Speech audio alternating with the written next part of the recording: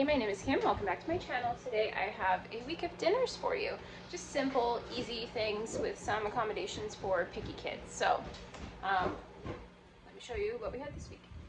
So for dinner on Monday, I did this lentil bacon soup. I just kind of made this recipe up. I did 2 cans of lentils, some carrots and potatoes, some chicken broth, and some bacon bits. And then I made some homemade rolls to go with that, and that was dinner.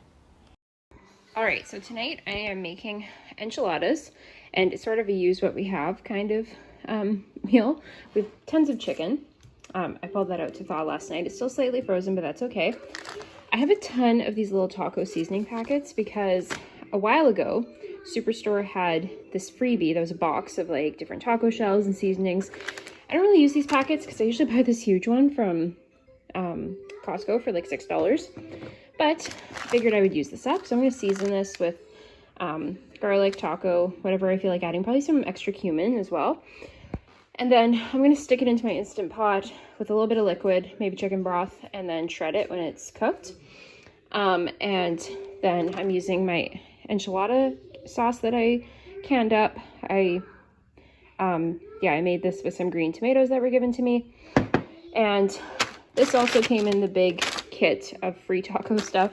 And then I realized we were out of regular block cheese, but I remembered I had this in the freezer. So I'm just going to lay the slices on top after it's all assembled. But it's early. I'm just getting my meat going. Yeah, I will show you the next step once I have that ready. Oh, the other ingredient that I use is cream cheese to mix with the chicken for the filling. I ordered this huge box of like 22 pounds of chicken. And it was boneless, skinless chicken breasts, but I didn't know that they weren't split. And it's totally fine because, I mean, we usually use 2 chicken breasts per meal anyways. But it looks funny because it's this one huge piece. All right, so there's how it looks. And I just made sure that there was liquid underneath all of the chicken so it doesn't burn or stick. And I'm going to go, I don't know what I'm going to set it to. I think I'm just going to do the meat setting and see how it turns out. Then I'll do like a, not a manual release, a natural release so that it cooks a little longer. There's the chicken, and I'm just shredding it up.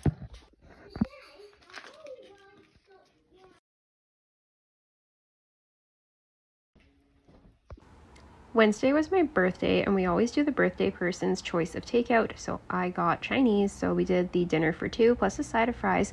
It came with sweet and sour pork, chicken chow mein, there's the side of fries, chop suey, shrimp, wonton soup, and then obviously the fortune cookies. So there's my youngest plate and my 6-year-old. There's my daughters, my 11-year-olds, and there's mine.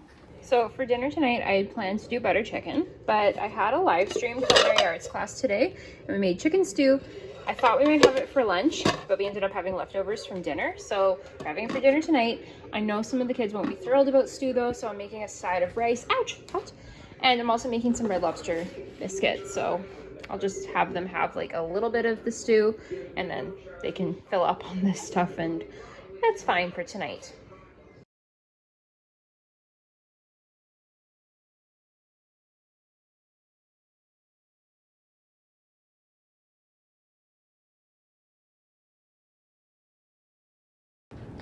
So we always like to do fun and sort of like homemade takeout inspired dinners on Friday. So this week I did smokies with just some air fryer fries. I always do a tray of veggies with some sliced apples for the kids who don't like veggies.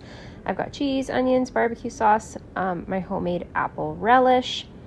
And then there's the buns. There's my plate. And here's my daughter's. And just notice that I sliced the smokies in half just to spread it a little further. So I realized that I forgot to show Saturday and Sunday. I'll put in pictures of what we had. It was my birthday dinner Saturday, so it was at my parents' house. So we had beef stroganoff and tiramisu. And then Sunday, we just did an easy dinner. I think I have a picture, but it was just chicken strips, homemade yam fries, and some leftover veggies from Friday night. And tonight, I'm making, so I figured I would just show you one extra dinner. It's Monday, and I'm making a butternut squash and beef soup.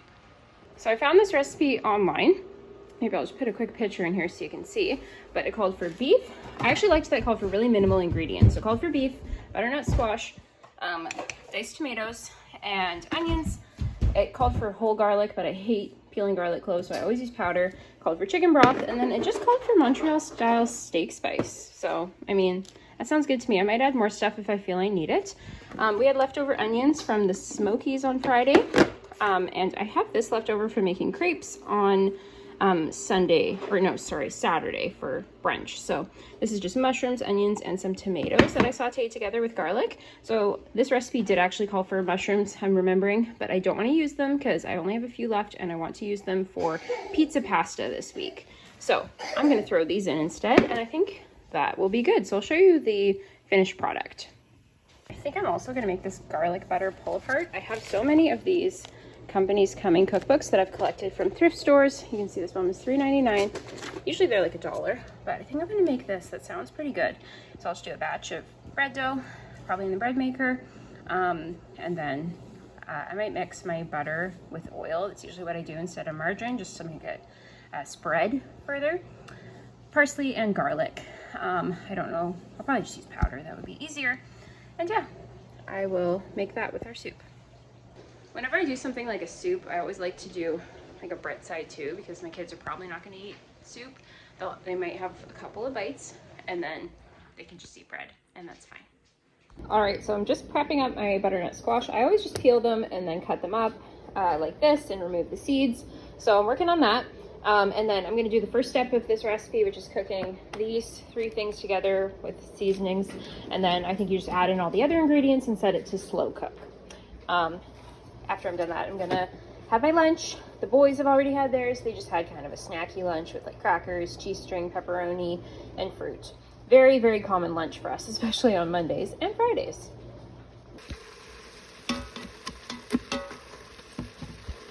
All right, so there is the soup. It's got everything in. I think the butternut squash will release some liquid, so it'll be a little more watery than this when it's done. But I've got this set to slow cook. It's noon now. This will definitely be done in 5-6 hours. So I'm gonna let that cook, and then I'll make some bread in a bit. All right, so here's the dough all done. So I cut it up into 16 pieces as per the directions, and then I poured the herb and garlic and butter mixture over top of 2 different layers. I think I would have added more garlic butter and dipped each piece into the garlic butter next time. The recipe also called for 30 minutes, and I think that was too long to bake it. I would have done 20 next time. But there's how the soup turned out, and here's how I served it to my kids. And yeah, they just had a couple bites of this, but they ate the other stuff. Thanks for watching.